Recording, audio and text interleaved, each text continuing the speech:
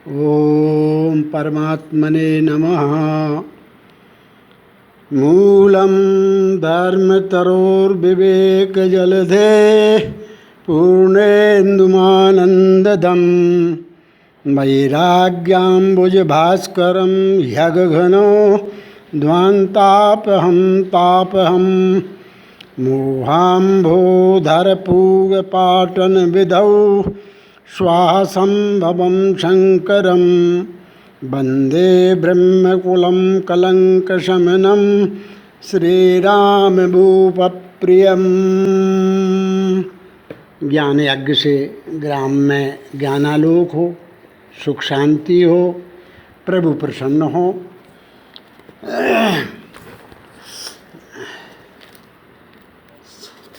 संसार में ज्ञान प्राप्ति के अनेक साधन हैं, पर सबसे श्रेष्ठ साधन सत्संग ही है।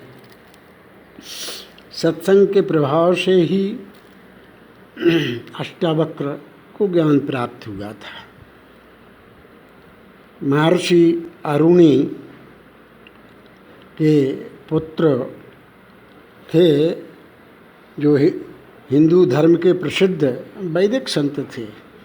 आचार्य अरुणी उनके अष्टावक्र के नाना थे। उनके माता पिता भी आचार्य अरुण की पाठशाला में छात्र थे।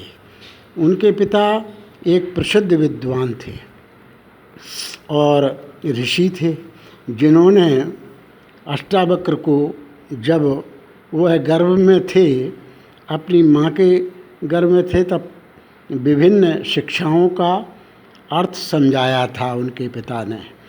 जब उनके पिता विभिन्न विद्याओं का ज्ञान दे रहे थे, तब उनसे एक गलती हुई जो गर्भ में पलने वाले शिशु ने उन्हें बतलाई। इस रुकावट के कारण वह क्रोधित हुए और उन्होंने बालक को अपंग होने का श्राप दिया, जिसके कारण उनका शरीर 8 अंगों से टेढ़ा मेढ़ा हो गया। अष्टावक्र का अर्थ है 8 अंगों का विकृत हो जाना। अष्टावक्र ने जल्दी ही एक प्रसिद्ध ऋषि के साथ साथ महाकाव्य, पुराणों, कहानियों का ज्ञान प्राप्त किया और वह एक चरित्रवान ऋषि हो गए। अष्टावक्र एक महाकाव्य है जो उनकी कथा बतलाता है, हिंदू ग्रंथों में पाया जाता है। अष्टावक्र संगीता या अष्टावक्र गीता ऋषि द्वारा लिखी गई थी, जिसमें 20 अध्याय शामिल हैं और महाराज जनक और ऋषि के बीच हुए संवाद हैं। अष्टावक्र गीता आध्यात्मिक बातचीत से जन्मी थी। मिथिला के विद्वान राजा को आत्मज्ञान की प्राप्ति हुई थी। विकलांग संत का रहस्यमयी कहानी। एक समय जनक के दरबार में विद्वानों की सभा हुई, शास्त्रार्थ हुआ। शर्त यह थी कि जो हार जाता था उसे जल समाधि लेना पड़ती थी। एक प्रतिभाशाली विद्वान शास्त्रार्थ करते थे। उन्होंने अनेक विद्वानों को हार कर जल समाधि ले चुके थे। उनसे हार कर जल समाधि। अष्टावक्र के पिता भी शास्त्रार्थ में हार कर जल समाधि ले चुके थे।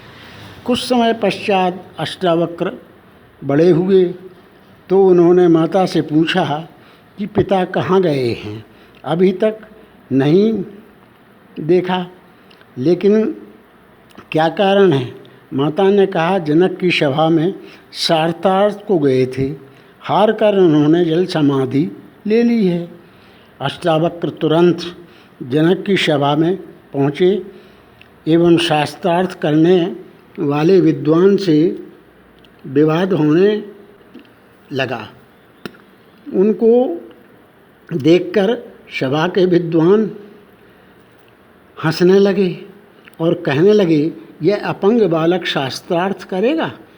बालक को केवल जनक ने प्रणाम किया एवं बैठने को आसन दिया, परंतु बालक खड़ा ही रहा और बोला, जनक, तुम्हारी सभा में यह चमार एकत्र क्यों हैं? जनक यह सुनकर हतप्रभ हो गए।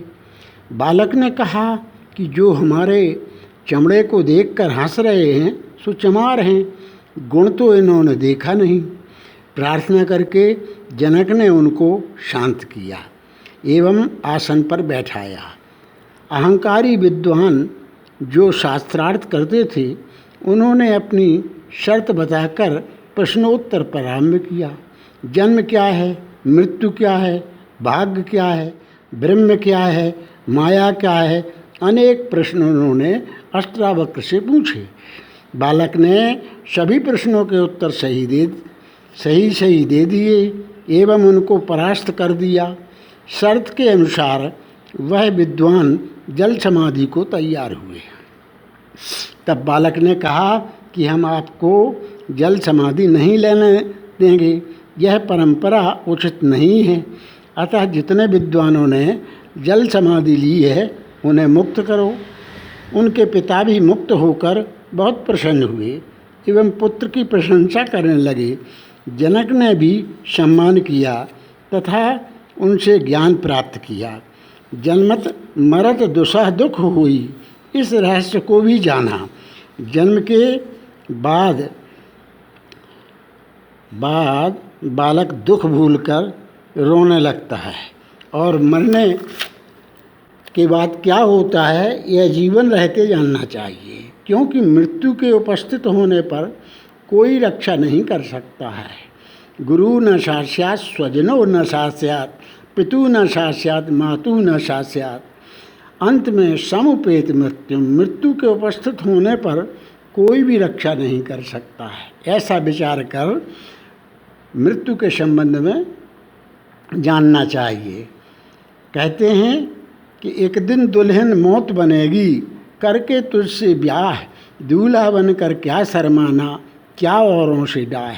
यह रोज रोज का मिटना एक रोज अमिट बन जाएगा। कैसे प्रज्ञा जागृत होने पर प्रज्ञा विवेक द्वारा उत्पन्न होती है, प्रज्ञा विवेक के द्वारा, लेकिन कहत कठिन समझत कठिन साधत कठिन विवेक, होए गुणाक्षर न्याय जो पुन प्रत्यु है अनेक। घुन अक्षर बनाता फिर मिटाता है, यदि घुन ओम अक्षर बनाकर मर जाए तो मुक्त हो जाता है। गुणाक्षर न्याय, यही गुणाक्षर न्याय कहलाता है। अष्टावक्र गीता मुमुक्षुओं के लिए अति उपयोगी है।